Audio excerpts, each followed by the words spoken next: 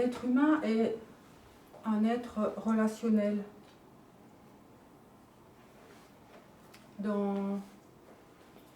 à tous les niveaux de l'être. Il relationne avec lui-même, il relationne avec l'environnement, il relationne avec les autres êtres humains. Ça, ok. Déjà là, c'est pas mal quand la relation peut se faire de manière, et se vivre de manière consciente. Mais l'être humain est aussi un être relationnel avec les autres plans de vie. Nous sommes en fait, chaque être humain est le point central de convergence des multimondes. Nous sommes le centre. Et ce centre, il est interconnecté à tout ce que j'ai énuméré là tout à l'heure dans la 3D, les relations dans la 3D, mais beaucoup plus que ce que nos sens premiers nous disent. Et c'est grâce à cette relation, le jeu des relations, le jeu du vivant dans la 3D, que nous pouvons nous découvrir interreliés au tout. C'est ça qui est fabuleux, et c'est ça que beaucoup de religions n'ont pas compris, et on nous a enseigné, et ça c'est un piège dans lequel est l'humanité depuis des millénaires, une fausse spiritualité. Alors que ce qui se vit là, simplement dans un corps de chair, bien vivant, bien réactif, n'est pas vécu. Pour moi, ça, c'est pas de la spiritualité. Donc, j'aimerais revenir... donc, le thème de l'atelier, c'est les enjeux relationnels. Notamment les enjeux relationnels entre soi et soi, mais grâce aussi à la relation extérieure. Ce sera aussi toujours une relation à soi, la relation extérieure. Nous allons explorer cela. Et l'enjeu relationnel majeur, bien sûr, c'est la relation entre les hommes et les femmes, qui entretient la souffrance du monde depuis des kalpas. C'est pour ça que ça me tient à cœur, cet atelier m'a vraiment tenu à cœur de le poser pour que nous puissions jouer de ces liens interrelationnels. Vous verrez que tout est un jeu et que le drama peut se laisser envoyer je ne sais pas où, et que à partir du moment où on le voit comme un jeu, ben c'est jouissif. La confrontation devient jouissive et devient riche et vivante. C'est ce qui nous fait grandir. Alors pour replacer, donc le thème de l'atelier c'est cela, mais c'est aussi l'homme et la femme intégrale. Alors j'aimerais d'abord aborder brièvement qu'est-ce que c'est qu'un homme et une femme intégrale. Je pense que vous l'avez déjà vu dans les vidéos, mais je vais en reparler parce que chaque fois c'est autre chose qui vient.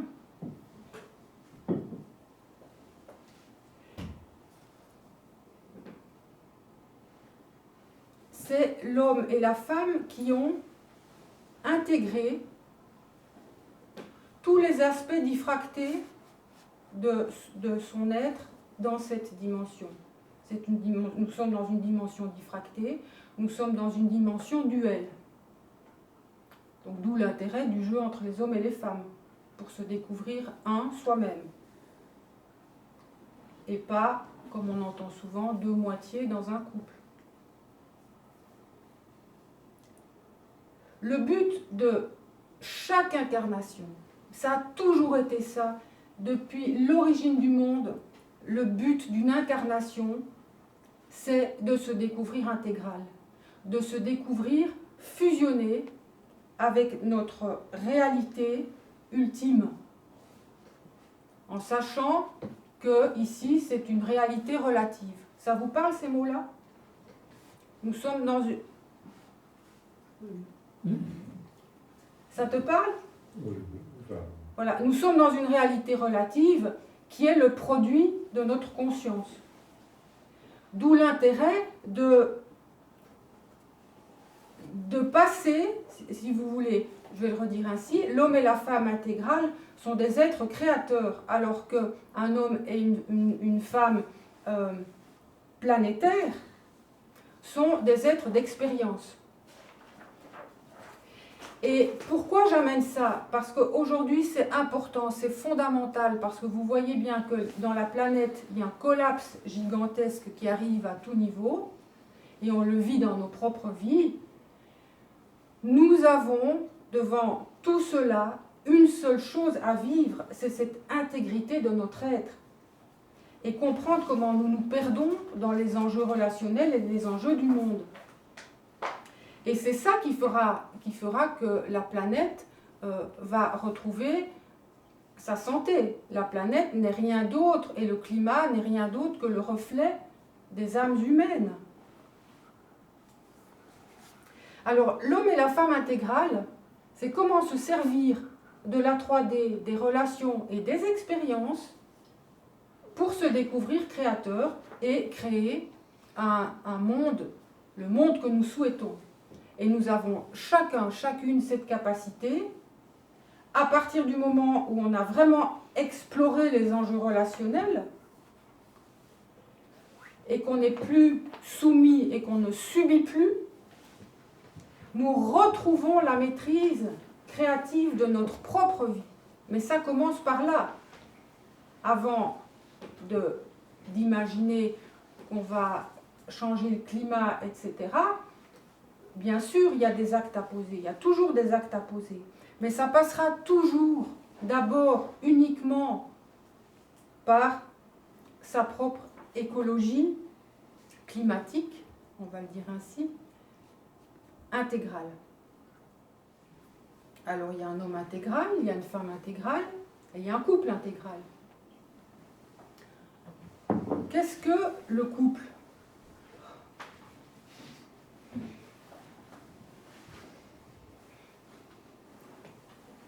Nous sommes toutes et tous passés par des couples planétaires. On va jouer sur les niveaux. Nous vivons un couple planétaire avec notre compagne ou notre compagnon de vie. Mais ce couple peut ou non se transformer en un couple intégral. C'est un autre niveau du couple. Mais ça passe par la relation du couple.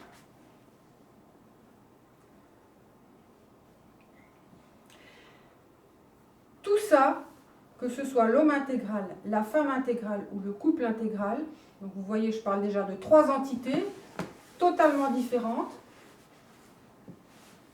Important de dissocier l'homme, la femme et le couple.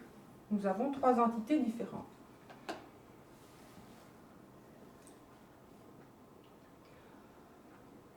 Pourquoi nous ne sommes plus intégrales? Donc on va le prendre. Parce que fondamentalement, de toute éternité, nous sommes intégrales, nous sommes la source, nous sommes la conscience centrique. Ben, à un moment donné, on s'est laissé prendre à ce jeu de cette dimension duelle, avec les prises de pouvoir d'une polarité par rapport à l'autre.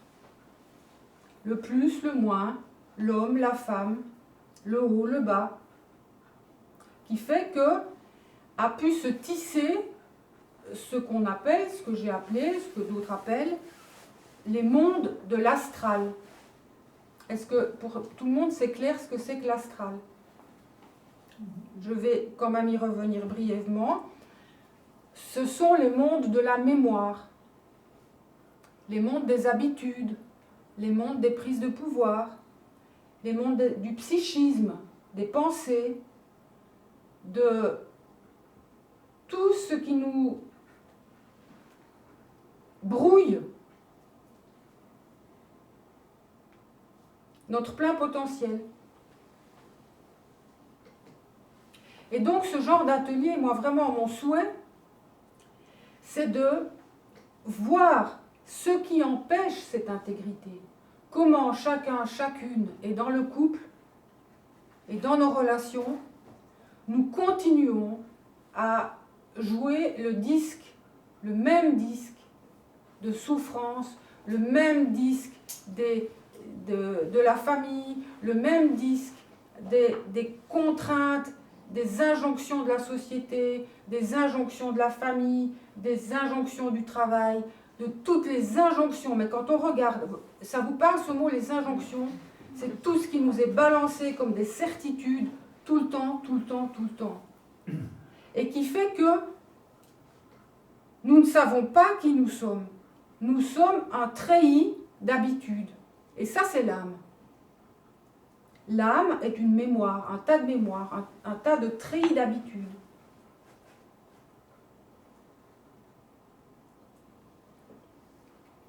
Et nous y perdons.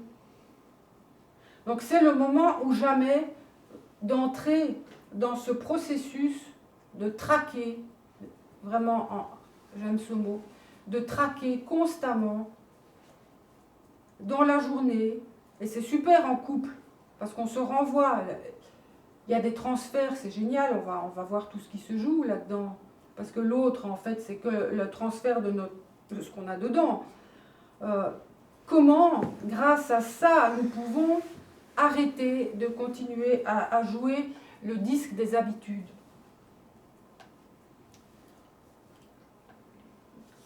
Voilà, tout ce qui nous a été inculqué au cours des siècles.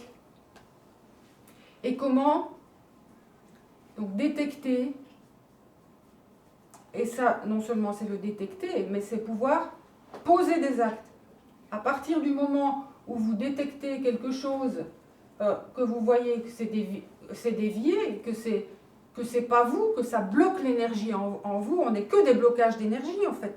On est des chaussettes de souffrance, de treillis, de blocage d'énergie. C'est tout ça qu'il faut arriver. Il faut, vous êtes là pour ça sur cette terre. En tout cas, moi personnellement, je peux en témoigner. C'est la seule chose qui m'intéresse, c'est comment sortir, et si vous êtes là, je pense que vous aussi, dans tout ce que nous souhaitons depuis que nous sommes nés, c'est quoi?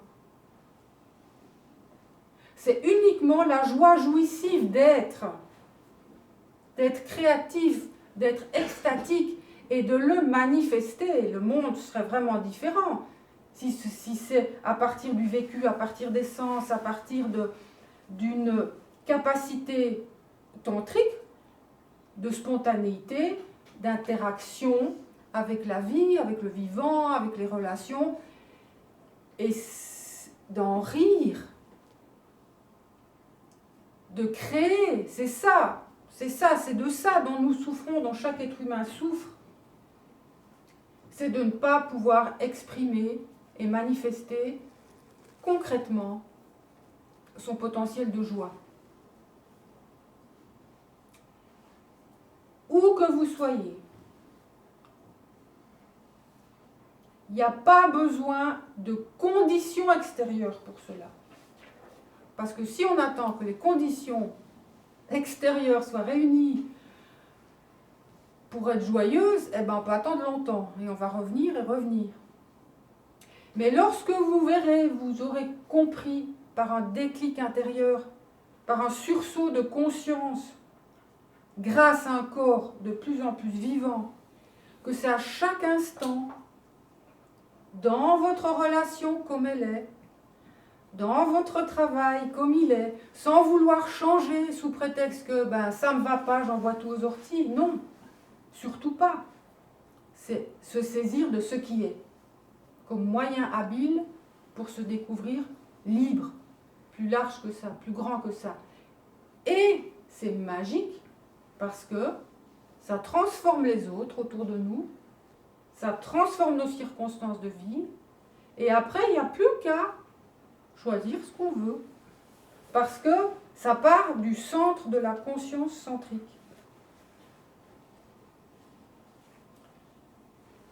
Ça va loin, toutes les injonctions, tout ce qui nous a été inculqué. De pouvoir oser remettre tout sur l'écheveau ou le tissage de sa vie.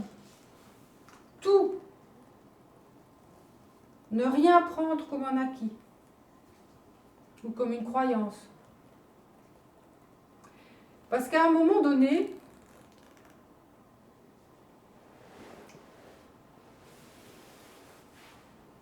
ça passe plus par la tête, ça passe plus par les pensées, ça passe plus par je sais ça ou je sais pas ça. L'être, il sait, il accouche de lui-même, il sait, c'est une certitude. Je l'ai exprimé souvent dans mes livres, mais c'est ça, c'est marqué au fer rouge de la certitude du vrai de soi et du vrai du vivant. C'est quelque chose qu'on peut pas imaginer, mais qui se vit. Et ça se vit dans l'extase. C'est une extase. C'est comment en étant pleinement là, parce que dans le mot extase, il y a quand même le mot sortir de. Mais c'est ambivalent, parce que c'est en étant pleinement là, pleinement dans ce jeu du yin et du yang en soi, et dans le jeu du vivant, que l'extase, je pourrais dire le mot la grâce, parce que c'est ça, c'est un état joyeux, gracieux, extatique qui se pose, où tout est là, où il n'y a rien besoin d'autre que être là et jouir de sa propre création. Vraiment, l'être humain est fait pour ça, et ça c'est l'être intégral. Donc au niveau pratique, c'est intégrer la lumière de ces 7 chakras. Et nous allons le voir dans la pratique. Donc c'est 7 niveaux de notre être, 7 dimensions de notre être, qui, quand ces dimensions sont libres de ce qui les obstrue, ce qu'on a appelé les démons pour Myriam de Magdala, c'est ce qui obstrue, est de plus en plus libéré. Il y a cette fusion qui est l'intégration de notre être de 5e dimension, de notre être solaire, qui va s'exprimer par la diffraction des chakras. Parce que cette dimension peut être libre. C'est pas parce qu'on est en 3D qu'il faut en sortir, parce que ça pue ici. On est là pour que ça sente bon. Beaucoup d'êtres veulent fuir cette dimension parce que le corps souffre, parce qu'ils sont malheureux. Donc bien sûr, il y a des souffrances, bien sûr, il y a ce que la vie a fait de nous, bien sûr, il y a ce que les parents ont fait de nous, mais c'est la faute à personne. C'est voir ce qui est et s'en servir. Voilà. Ça, c'est l'intelligence, hein, comme j'en ai parlé dans une autre vidéo. C'est l'intégration du principe d'amour, d'intelligence et de volonté. L'amour, c'est l'amour de soi. On ne peut aimer, donc je parle aux couples qui sont là, on va le voir, tout ça, on peut aimer que si nous nous aimons profondément. Mais le couple va pouvoir aussi nous aider à voir où nous ne nous aimons pas. C'est ça qui est super. Donc amour, intelligence et volonté. Voilà, ces 3 principes de l'intégration de la conscience intégrale. Est-ce que là, il y a des questions jusque-là?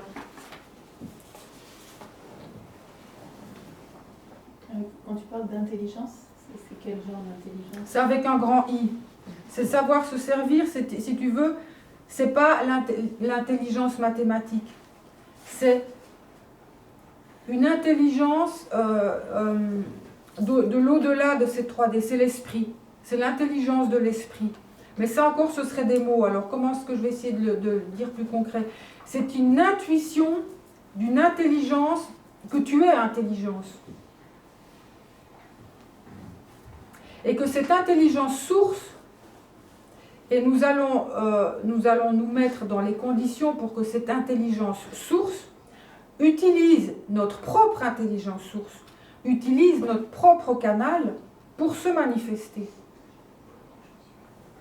Ça, c'est l'être intégral. L'être planétaire, l'être intégral, c'est un être cosmique. Il est en lien avec le cosmos et toutes les dimensions du cosmos, tout en étant sur Terre. Alors que l'être planétaire, c'est l'être de mémoire qui va utiliser une intelligence mentale. Donc on a le mental et le supramental. Vous commencez à faire la différence. Le mental, c'est ce qui est là, qui va nous servir à planifier pour aller acheter du pain demain, par exemple. Sauf que nous nous en servons pour justifier plein de choses dans notre vie et nous nous perdons dans nos justifications mentales. Surtout si on a beaucoup souffert. Bla bla bla bla bla bla bla. Ça, c'est vraiment terrible. Alors que l'intelligence, en fait, on ne pense pas, il n'y a pas de pensée, il y a quelque chose qui vient d'une... J'ai vraiment envie d'utiliser aujourd'hui ce terme d'intuition. De quelque chose qui vient et on sait que c'est juste. Donc vous allez trouver votre propre vérité, votre propre justesse. Ce qui vous fait du bien et pas ce qui vous fait du mal. En arrêtant aussi de croire et de penser qu'il faut souffrir sur cette terre pour être un être divin. Le processus peut se faire de manière extatique,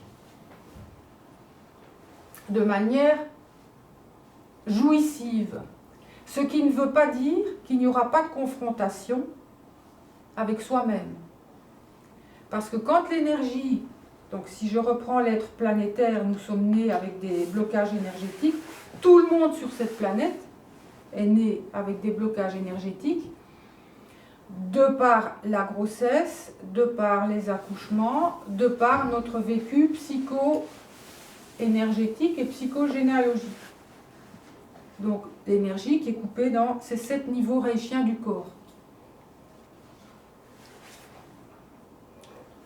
Est-ce que c'est clair pour vous ces niveaux reichiens ou je dois y venir maintenant? C'est clair? Non? Bon. On va y revenir ces jours, mais notre diffraction de lumière, donc nous avons un canal central, l'Antakarana, qui est cette lumière interdimensionnelle qui se diffracte en 7 chakras.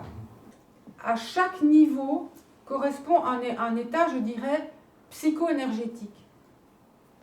C'est-à-dire que lorsque nous venons au monde, dans ce monde, il va y avoir tous ces enjeux de pouvoir dans la famille. C'est terrible, dès qu'un enfant est dans le ventre de sa maman, tac, il est pris par les injonctions de la société et de la famille. Déjà là, il y a des projections qu'on lui met dessus. Il y a des vouloirs parentaux, il y a des vouloirs grands-parentaux. Il y a tout ça, tout ça, tout ça. Il y a ce que vit la mère, il y a ce que vit le père, il y a ce qu'il va vivre avec les monitorings, ce qu'il va vivre avec l'accouchement. Après, quand il est petit, tout ce qu'il peut vivre va faire que l'énergie, elle va se dissocier.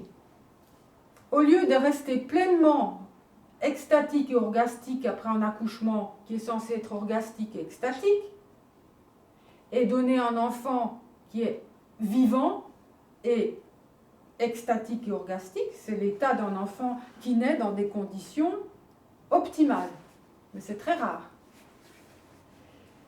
Ça, c'est quelque chose à garder pour donner des adultes pleinement vivants. Mais vous comprenez que ça ne se passe pas comme ça. Donc l'énergie, pour ne pas souffrir, l'énergie va se couper dans le corps. Dès qu'un enfant ne vit pas ce qu'il a à vivre, qui vit des intrusions, qui vit de la souffrance, que dans les yeux des parents, il voit autre chose que ce qu'il comprend par son intuition et que ça commence à fausser ses circuits, il va couper l'énergie pour ne pas souffrir et il va mettre en place des justifications mentales. En résumé, il va renoncer à lui-même pour pouvoir avoir un toit, manger et faire partie d'une famille. Donc l'enfant, aujourd'hui, qui naît dans cette société, renonce à lui-même. Si on regarde nos vies, toutes les fois où nous avons renoncé à qui nous sommes, et ça c'est terrible. Donc pour pas souffrir de ça, se construit ce qu'on appelle l'ego. L'ego, c'est tous nos systèmes de fonctionnement, tous nos traits de caractère que nous avons mis en place pour vivre le mieux possible dans un monde douloureux, dans un monde qui n'est pas vivant. Donc on a dû, par la force des choses, parce que le monde est comme ça aujourd'hui, on a dû se fabriquer ce qu'on appelle des cuirasses, en langage reichien. Donc Wilhelm Reich est venu après Freud et il a travaillé sur l'orgone et sur l'énergie de l'orgasme. Et ces travaux ont été repris par d'autres, mais c'est vraiment magnifique ce qu'il a apporté, parce qu'il a vraiment compris que l'orgasme et l'extase, l'être orgastique, c'est le devenir de l'humanité. La joie de l'humanité ne passe que par là, donc par l'énergie sexuelle. Parce que quelle est la première énergie, l'énergie vitale, l'énergie pulsionnelle, cette énergie du vivant qui est faussée, c'est la sexualité. C'est une des facettes de l'énergie de la pulsion de vie. Cette énergie rouge du vivant, qui peut être la colère, la rage, et qui est l'énergie sexuelle. Vraiment cette énergie puissante rouge qui vient depuis notre enracinement, depuis notre sexe, depuis le bas, dès la naissance, c'est faussé. Et donc c'est coupé dans ce qu'on appelle les 7 niveaux reichiens. On va le revoir ces jours parce que dans la pratique d'ancrage, nous allons travailler, nous allons mettre en place le souffle et des mouvements pour pouvoir refaire circuler l'énergie. Donc le premier niveau, c'est le niveau des peurs. Elles sont toutes engrammées dans la cuirasse oculaire. La peur de la mort, la peur des autres. Et la peur de notre propre pulsion de violence fondamentale. Ce que je vous dis là, ça touche votre inconscient, bien sûr. Vous pourrez me dire, oh, mais moi, je n'ai pas de violence fondamentale, moi, je suis très doux. Mais, dessous, qu'est-ce qui se passe? Et donc, lorsqu'on va travailler sur l'énergie sexuelle, sur le souffle travaille toujours, active l'énergie sexuelle, les pompes à énergie, et bien cette énergie, elle va frapper sur les niveaux de blocage. Donc, les peurs, ici, les rages, ici, toutes les mâchoires serrées, les dents que vous mangez la nuit, le bruxisme. Voilà, vouloir tenir à tout prix, mais c'est avant tout pour ne pas sentir sa propre envie de meurtre, parce que nous sommes des animaux. Nous sommes des êtres qui sommes capables de tuer, mais nous allons passer de notre animalité à notre divinité. Mais avant ça, il faut d'abord accepter son animalité. Nous sommes des êtres avec une capacité de tuer dans la mâchoire qui est phénoménale. Et c'est ça qui fait les problèmes de mâchoire et de dents. Donc les peurs, les rages. Ici, la cuirasse narcissique. Lorsque l'enfant n'est pas reconnu pour qui il est, qui se sent dévalorisé, eh ben, il n'est pas narcissisé. La petite fille, si quand elle devient femme, elle est rejetée par son père parce qu'il a peur de sa propre pulsion sexuelle en voyant sa fille, parce qu'il ne sait pas ce qui se passe dans son corps, il veut pas. Il préfère la mettre à distance, mais pour la petite fille, c'est un drame. Donc elle va perdre l'image de soi en tant que femme. Elle va se dire, mais j'ai pas le droit d'être femme, mais tout ça c'est dans l'inconscient, c'est comme ça que ça se tisse à l'intérieur. Donc la dévalorisation, ou le garçon qui se dévalorise, qui sera dévalorisé par un père autoritaire, par un père dur, ou par une mère totalitaire, c'est ici. Et c'est ce qui donne, cette cuirasse-là, c'est ce qui donne les traits de caractère pervers. Et à l'extrême, les grands pervers narcissiques. C'est parce qu'ils ont été tellement blessés dans leur image d'eux-mêmes qu'ils sont obligés de tenir un rôle et de manipuler et de se manipuler. Mais c'est parce qu'ils ont trop souffert d'intrusion de la part des autres, des adultes qui étaient là. Donc cette cuirasse, elle est là. C'est tout ce qui bloque au niveau du cou. Après, la cuirasse du cœur, la haine, le cœur fermé, le cœur ouvert. La cuirasse au niveau du diaphragme, elle est majeure. Qui c'est? Allez, celles qui ont déjà fait un atelier. Le diaphragme, qu'est-ce que c'est? Qu'est-ce qu'il engramme? Ouais. La culpabilité, c'est vraiment la cuirasse majeure qui empêche l'énergie rouge, l'énergie sexuelle de monter au niveau du cœur et d'amener à tout, à irradier dans le corps. Cette énergie rouge, pourquoi? Parce qu'il y a un tabou sur l'énergie sexuelle, parce que dans la famille, il y a bien souvent un climat incestueux. Ça ne veut pas dire de l'inceste, mais ça veut dire que les enfants ne sont pas respectés pour ce qu'ils sont, avec une limite. Et donc, l'enfant va se bloquer et va se sentir coupable de ce qu'il peut ressentir, ou coupable de se ressentir de la jalousie ou de l'envie de meurtre. Ben, on a ça en soi. Le jour où nous intégrons, nous voyons notre rage, notre haine et notre pulsion de meurtre gros comme ça, nous pouvons l'intégrer. Donc un homme et une femme intégrale intègrent tous ces aspects de lui-même.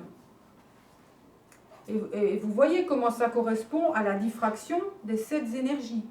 Et donc, des 7 chakras. Et en bas, ici, nous avons la cuirasse hystérique. C'est quand l'énergie tourne en rond là, et puis que elle n'arrive pas. Donc, hommes et femmes peuvent être hystériques. Ça vient d'utérus. C'est quand l'énergie sexuelle. Qui c'est qui a vu le film? Super, le film anglais avec le médecin qui soulageait les femmes de leur hystérie et qui a inventé le vibromasseur. C'est un film génial et qui est très drôle parce que justement ces femmes de la bonne société étaient dans un carcan sociétal. Ben, c'est chacune de nous aujourd'hui aussi. Et le médecin avait vu que en lui caressant la vulve et le clitoris, en les faisant jouir, elle se sentait mieux. Mais c'est d'une évidence. Mais c'est d'accepter. Mais comme c'est pas accepté, ça reste de l'hystérie.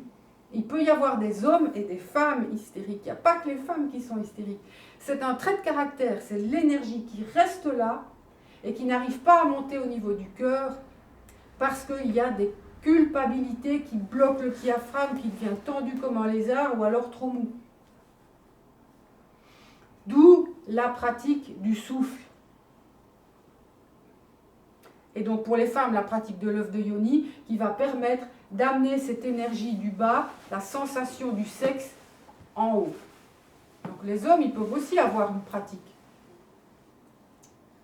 pour faire circuler l'énergie. Nous allons en voir ces jours-ci. C'est toujours l'énergie sexuelle, l'énergie vitale, la violence fondamentale, cette énergie rouge de la vitalité qui bloque et qui rend malheureux. Même si on ne sait pas mettre des mots dessus, lorsqu'il y a vraiment cet état où l'énergie circule, où le souffle circule, où le diaphragme commence à relâcher petit à petit son énergie et que ça peut monter en sécurité à la tête, ben, il n'y a plus de revendication de pouvoir. Lorsqu'il y a des revendications de pouvoir, lorsqu'il y a des luttes de pouvoir, où qu'elles soient, dans les couples, en soi ou dans la société, c'est parce que l'être n'est pas centrique, n'est pas intégral, ne vit pas sa propre autonomie énergétique. Et donc, doit aller prendre l'énergie à l'heure ou projeter l'énergie ailleurs. C'est ce qui se passe dans cette société, dans les couples. Tout est une question d'enjeu énergétique. Voilà pour ces 7 niveaux d'intégration de l'énergie qui fait que lorsque, c'est le caducé, vous voyez que lorsque le caducé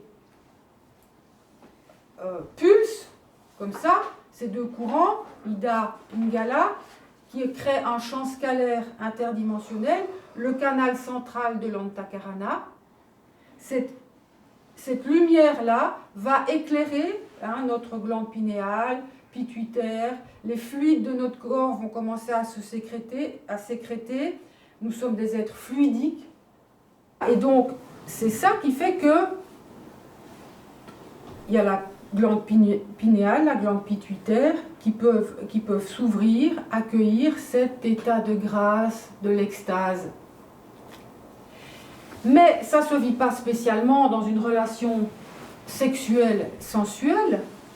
Ça se vit dans notre capacité d'être sexué et sensuel, autonome, à jouir de la vie.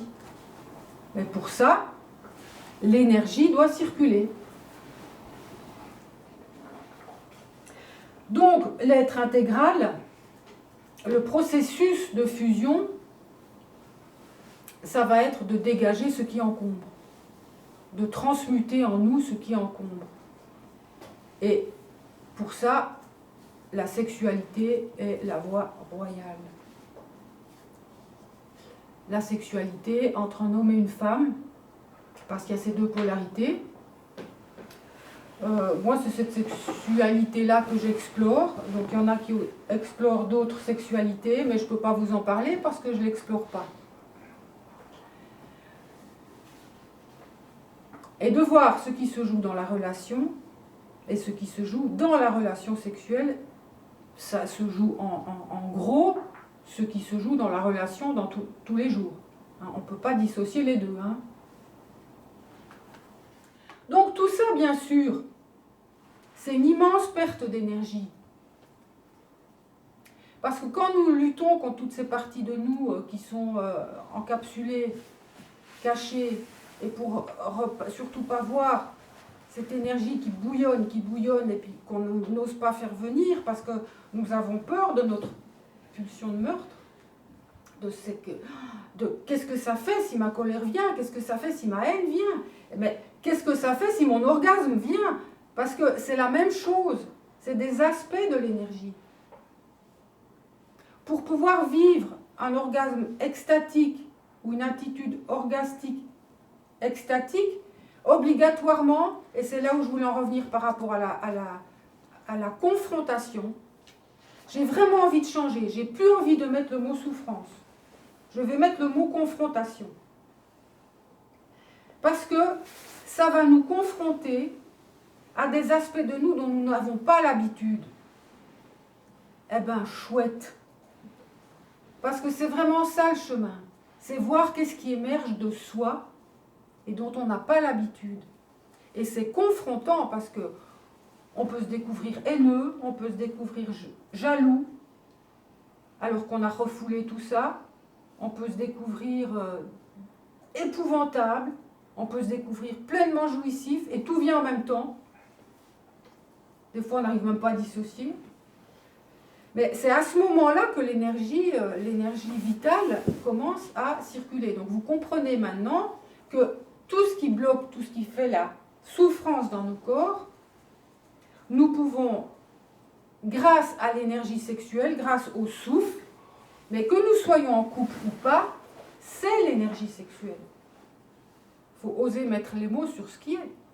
Cette énergie rouge, l'énergie qui est travaillée dans les grands textes tantriques, tout ce qui vient là, vient, en fait, nous a été donné de par le fonctionnement de notre corps, mais c'est un corps qui est fait pour s'éveiller à cette divinité, et ça a été transmis par des êtres, dans notre ADN, par des êtres qui viennent d'autres étoiles.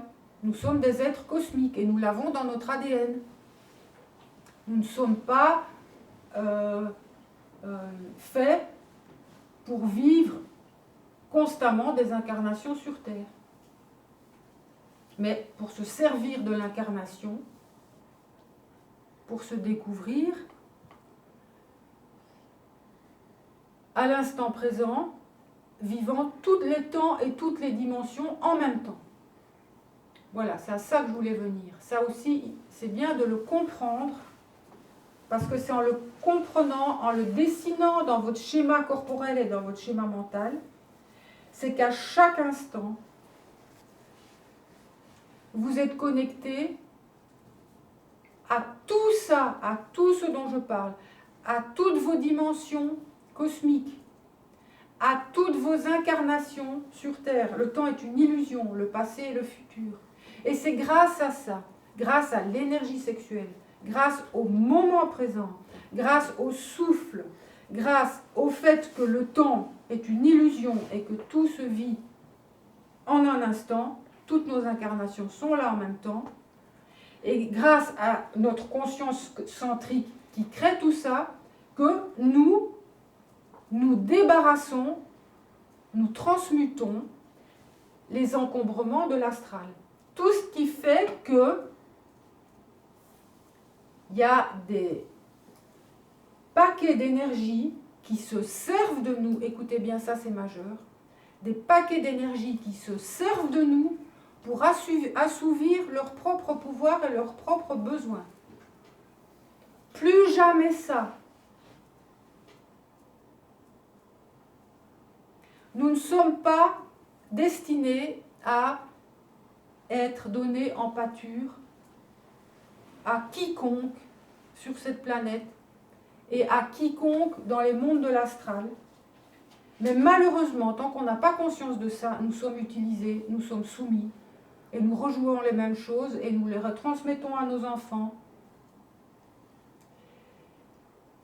Voilà, donc comprendre ça fondamentalement, c'est très simple, il n'y a qu'un enseignement, c'est celui-là. Je suis désolée, il n'y en a qu'un. C'est pour ça que je renvoie tout le monde aux vidéos de Bernard de Montréal, parce que si un jour vous vous sentez paumé et que vous ne savez pas quel fil reprendre, ben, une petite vidéo de Bernard de Montréal, parce qu'il tout est juste. Tout est juste, tout est intelligent, tout est désastralisé. C'est vraiment, pour moi, c'est la perfection. Il n'est pas facile à comprendre, mais peut-être qu'avec un atelier comme ça, vous avez la base de tout. Avec un atelier comme ça. Et en sachant ça, en vivant ça, en vivant toute cette conscience centrique de l'instant présent et du souffle, et de ramener à soi cette relation interdimensionnelle, tout peut se transformer. Vous pouvez amener à vous tout ce que vous voulez. Vous allez le voir par la synchronicité. La vie devient magique. Il n'y a plus besoin de rien d'autre que de voir arriver ce qui est bon pour vous. Mais c'est vous qui le créez. Et vous pouvez le créer de manière volontaire. Volonté avec un grand V. Décider, mais maintenant, moi, j'ai besoin d'argent pour faire ça. Attends, les mondes spirituels, c'est quoi? C'est rien. C'est du vent. La spiritualité, c'est être capable de subvenir à ses besoins, à son bien-être, avoir de l'argent pour faire ce que nous avons envie, pour que notre pouvoir créateur fasse circuler l'énergie. que ce soit l'énergie de l'argent, de la sexualité. C'est la même énergie, c'est l'énergie de vie. Tout ça, c'est lié. S'il y a des blocages au niveau de l'argent, c'est des blocages de l'énergie sexuelle. Ouais. Et ça ne va pas être le mental qui va débloquer. Et non. Nous avons besoin, j'y viens souvent, je le répète, d'un haut niveau énergétique. L'extase, l'orgasme, la jouissance de la vie nécessite un haut niveau énergétique. On voit tout de suite une personne où l'énergie circule ou pas, où l'énergie est coincée ou pas par son teint, sa peau, comment elle est dévitalisée, comment elle vieillit vite, etc. Nous ne sommes pas faits pour vieillir. Nous sommes faits vraiment, mais concrètement, pour être immortels. Mais pour l'instant, avec ces énergies fossiles, on va le dire ainsi, parce que c'est lié, astralisées dans nos corps, c'est aussi comme ça. Mais nos corps, avec la conscience et nos corps qui sont des vaisseaux spatiaux, des vaisseaux interdimensionnels, peuvent faire ce qu'ils veulent dans cette dimension-ci. Pour l'instant, nous manifestons nos névroses, mais petit à petit, nous manifestons autre chose que nos névroses. Et ce haut niveau énergétique vient... Moi, j'étais quelqu'un de très dévitalisé à un moment donné, parce que j'avais des conflits intérieurs énormes. Avoir un conflit intérieur larvé nous fait perdre la quasi-totalité de notre énergie. Pourquoi? Pour garder dissocié ce qu'on ne veut pas voir. Donc plus nous allons réassocier ces parties de nous que nous avons dissociées par l'enfance, par la souffrance, etc., et parce qu'on ne les aime pas, parce qu'on ne s'aime pas, parce qu'on ne s'aime pas comme ça, on ne s'aime pas comme ça, on ne s'aime pas comme ça, et qu'on veut être autrement que ce qu'on est, ben là, on n'aura jamais d'énergie. Hein. Vraiment, c'est l'acceptation, l'amour. On va commencer par l'acceptation, après ça tient l'amour. Et la compassion pour soi. Et ça permet d'intégrer toutes ces facettes où on ne s'aime pas. Et donc d'arrêter de perdre l'énergie. Déjà en soi. Arrêter de perdre l'énergie dans les relations de couple. En voulant être quelqu'un d'autre dans le couple, en voulant que l'autre fasse la même chose que soi, en voulant... Vraiment, le couple, je ne vais pas y venir ce soir, on va le voir de manière détaillée, mais les enjeux de couple, le couple, c'est vraiment le terrain magnifique pour s'éveiller. Comme il dit dans l'évangile de Philippe, dans l'étreinte. Mais avant de s'éveiller dans l'étreinte, il faut déjà s'éveiller quand on fait la vaisselle et dans la vie de tous les jours. Donc c'est comment gagner en énergie. Donc c'est déjà arrêter d'en perdre dans les conflits relationnels, les conflits quand on n'accepte pas. Dès qu'on n'accepte pas quelque chose qui est là, qui nous est présenté, nous perdons de l'énergie. Dès qu'on se met à penser trop, nous perdons de l'énergie. Il y a tous ces endroits dissociés où l'énergie, nous allons pouvoir la regagner. Et se nourrir comme énergie, c'est ce pouvoir orgastique de l'extase, de l'énergie qui circule, du rire qui circule, du diaphragme qui commence à bouger, etc. Là, nous rechargeons en énergie. Aujourd'hui, nous sommes dans une société où tout nous mange, où nous nous laissons manger partout, partout, partout. Donc c'est vraiment important de préserver son intégrité et de voir que lorsque nous sommes de plus en plus alignés, axés, que nous sommes au clair avec nos conflits psychiques intérieurs et notre histoire, nous n'avons plus besoin d'énergie pour les garder actifs en douce. Le mot psy pour ça, c'est nous nous réassocions. Nous redevenons un, nous redevenons entiers. Mais franchement, pour qui nous sommes fondamentalement parlant, lorsque vous découvrirez, que vous sentez, peut-être que vous l'avez déjà senti, votre merveilleux pouvoir d'homme et de femme pleinement entier et sexué, vous verrez combien, mais ce monde-ci, c'est une injure à qui nous sommes. C'est pas possible. Mais il est comme ça, donc faisons avec. Voilà. On ne va pas se battre contre des moulins à vent, mais nous allons transformer grâce à nous-mêmes.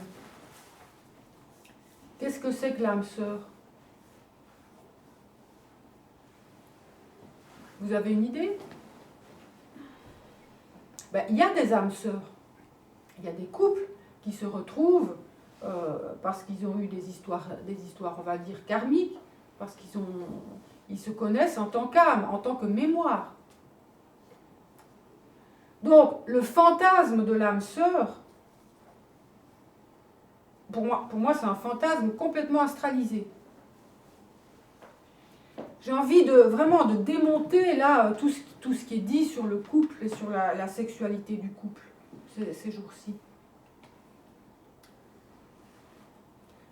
Vous comprenez maintenant combien l'âme sœur, c'est un concept astralisé. On se met ensemble pour des mémoires, pour des expériences de mémoire, oui, mais alors, ça peut être comme ça pendant un moment, un couple planétaire, pour se découvrir petit à petit, avec une soif relationnelle autre. Il y a le couple intégral et il y a le couple planétaire. C'est vraiment des couples différents. Et ce qu'on entend au niveau de l'âme sœur, pour moi, ça veut rien dire.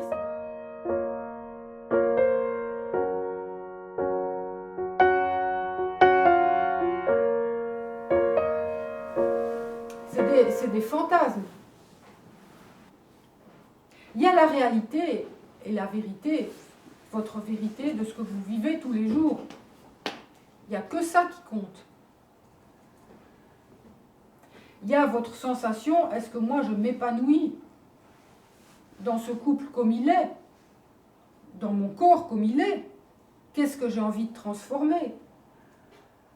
Qu'est-ce que j'ai envie de transformer en moi? Qu'est-ce que j'ai envie de transformer dans le couple? Pour moi, ça c'est la réalité, c'est une réalité, ce n'est pas des fantasmes. Chaque relation est un cadeau et chaque relation est différente. Donc vous avez compris que le couple, c'est une entité à part. Il y a l'homme, la femme, l'homme intégral, la femme intégrale et le couple intégral. Ou bien l'homme planétaire, la femme planétaire et le couple planétaire. Dans les deux cas, il y a trois entités. Mais il y a tellement de projections sur le couple que c'est le méli-mélo. J'aimerais que ces choses soient claires, que vous puissiez visiter des choses en vous et dans votre couple avec tout ce qui sera suscité ces jours. On ne sait plus qui est qui. C'est une confusion, c'est une soupe. Alors qu'en fait, le couple va nous servir à être deux entités séparées. Parce que pour pouvoir s'aimer, il faut savoir se séparer. Vous le mettez en gros sur votre miroir de salle de bain. Ça vous parle? Tant que vous êtes emberlificoté dans des attentes, dans des projections, dans aller regarder dans l'autre ce qu'il fait pas, gna gna gna, vous êtes dans la soupe. Et la soupe qui va encore durer décale pas. Non, c'est pas sympa.